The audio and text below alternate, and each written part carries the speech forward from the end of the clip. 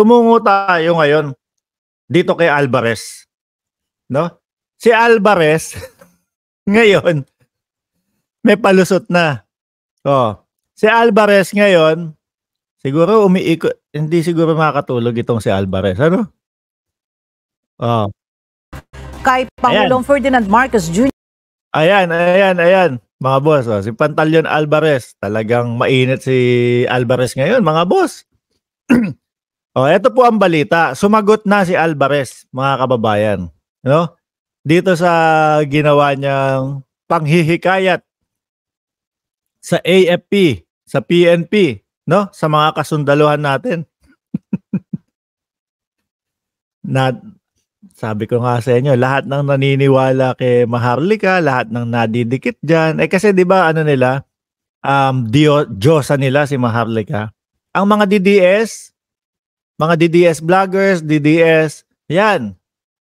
Si Maharlika ang kanilang source, mga kababayan. Nasa tingin ko, dahil nga po parehas ng galawan itong si dating Pangulong Duterte at si Maharlika na bato ng fake news,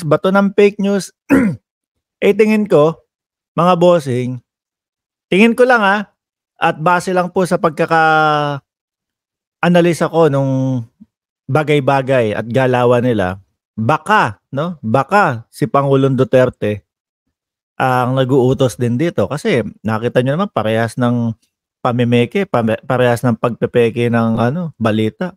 Yung sinabi ni dating Pangulong, merong nasa listahan ng PIDEA yang si Marcos. Tapos ano sabi ng PIDEA? Wala naman daw po. Fake, di ba?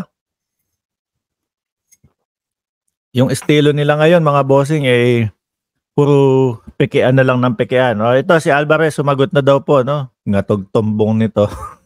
Giniit ni Davao del Norte Representative Pantaleon Alvarez na hindi maaaring ituring na seditious o disorderly conduct ang panawagan nito sa Armed Forces of the Philippines na bawiin ang suporta kay Pangulong Ferdinand Marcos Jr. dahil sa mga polisiya ng administrasyon na anya'y nagpapaigting ng tensyon sa West Philippine Sea. Hindi, dahil ba yun doon? Hindi pwede yun. No, basta sinabi mo, no? Parang si ano din to eh. Sino ba yung isa? Merong isa Mamaya aalalahanin ko. Basta sinabi niya, no? Basta hinikayat niya, yung AFP, yung PNP, yung Armed Forces of the Philippines, mga kababayan, na magbitaw ng suporta, matik po yan, mga boss. Matik po yan. No? Ako po ang tatanungin nyo, inciting of sedition yan. Sabi ni Cheryl Santa Maria. Walang kahit na anong ano yan. No, dahilan. Kaya siya daw po ang ating Pangulo kumbaga, nag-uudyok o naghihikayat o yung desisyon daw ng ating Pangulo para sa digmaan kontra China.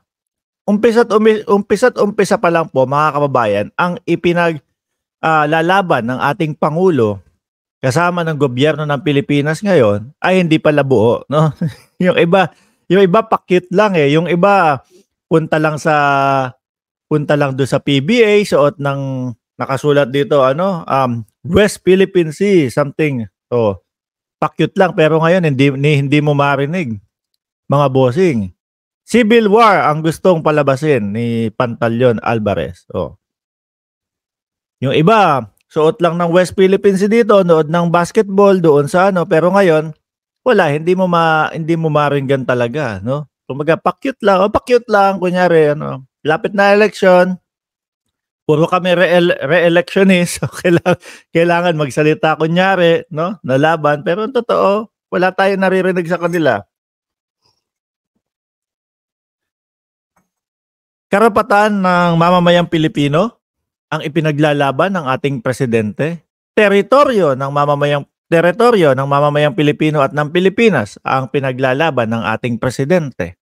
Mga bossing, kahit saan mo po tignan, lalo na pagka narinig mo yung lupang hinirang, ang mamatay ng dahil sa'yo.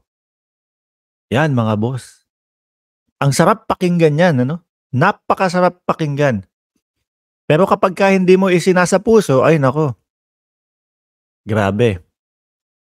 Ang ating pangulo, mga bossing, yan yung lupang hinirang na yan, mga kababayan, talagang isinasapuso ng ating pangulo yan. Kaya nga po, biruin nyo, ilang taon na ang kasunduan sa status quo na yan ay kumbaga tubig at pagkain lang. Pero eto, sa hinaba-haba ng panahon, si Pangulong Bongbong Marcos ang nagsalita na hindi ubra yan.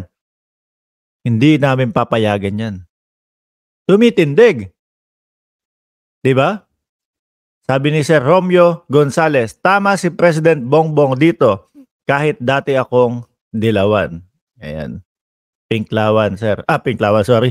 Ano ba?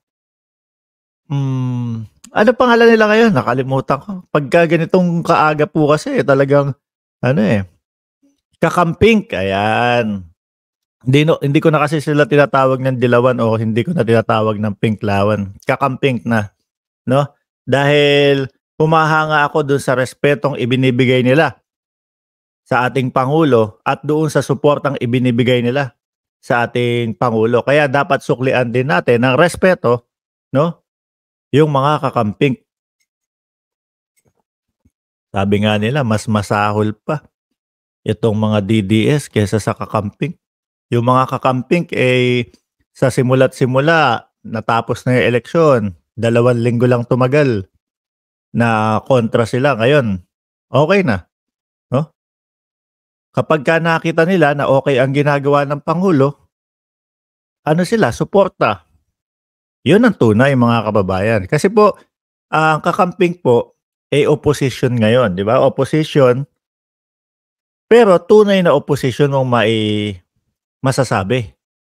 Kasi yung, sa gobyerno, mga kababayan, kailangan talaga po merong opposition para bumalanse po, mag-check and balance. Hindi naman po pwede na walang opposition, yung mga nakaupo, puro kalokohan ang gagawin yan. No, wala nang mag-check and balance sa kanila. So, ang kakamping po, talagang sila po yung opposition na kapag ka okay ang ginagawa, wala tayo sasabihin. Kapag ka merong kamalian, doon sila magsasalita, mga kababayan. Pero yung dito, sa kabila, yung DDS ngayon, oy, si Papa Trix. Hello, mga kababayan, shout out ko lang po itong channel ni Papa Trix, mga bossing. Isa din pong vlogger na sumusuporta sa ating Pangulo at sa gobyerno ng Pilipinas. Paki-suportahan po natin. Ayan, Papa Trix TV. Ayan. So, hindi kagaya ng mga DDS ngayon, gagawa pa talaga ng mga peking balita. Ang pinaka-peki nilang huli, yung 100,000. Pag naaalala ko yung 100,000 nila, na pumunta doon sa Mausog. Nausog, no? Natatawa ako lagi O, tuloy na natin ito, mga kababayan. Alvarez! Wala Mukhang may probable cause na makikita sa iyo talaga O, Ginawa nito ang pahayag matapos balaan ng kapwa kongresista sa posibilidad na maharap ito sa investigasyon ng House Committee on Ethics. House Committee of Ethics. Mga kababayan, yung unang narinig ko habang pinapanood ko tong si Pantaleon Alvarez, sabi ko sa sarili ko, wait, parang sedition yung ginagawa nito Parang inciting of sedition ng ginagawa nito So ako, sa sarili ko, medyo medyo sabi ko, yun na. Pero questionable pa din. Hanggang sa marinig natin, mga kababayan, na mismong yung mga kasamahan niya na sa Kongreso ang nagsasabi, no? Na talaga namang may ginawang talaga namang sedition para sa kanila din po yung ginawa nitong si Pantaleon Alvarez. Mga bossing. Ang mambabatas din ang nagsabing maaaring ikonsiderang sedition ang mga pahayag ni Congressman Alvarez. Ayon kay Alvarez, ang pahayag niya ay kasama sa karapatang protektado ng konstitusyon na malayang pamamahayag at mapayapang pagpupulong. Hindi, sobra na yun. Sobra na yun, mga kababayan. lumagpas si Alvarez dito para sa akin, mga bossing. Yung karapatang kagaya po niyan, no? Tayo pong lahat may karapatan. Pero sabi nga ng iba, hindi mo kailangan abusuhin. Hindi mo kailangan lumagpas. Merong limitasyon po yan, mga bossing. Oh. Ang nagtataka nga po ako no?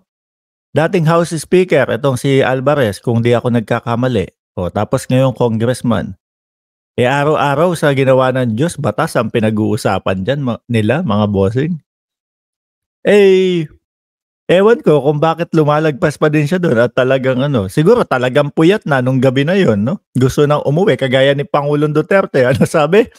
Sabi ni Pangulong Duterte nung gabi na yon, pagkatapos nito, mag-uwi na tayo. Sabi ko, wait, si Gob, gustong sabihin yung kanyang side about doon sa preventive niyang something, no? Ay nako, hindi nakapagsalita. Pinauwi na ni Pangulong Duterte yung mga tao.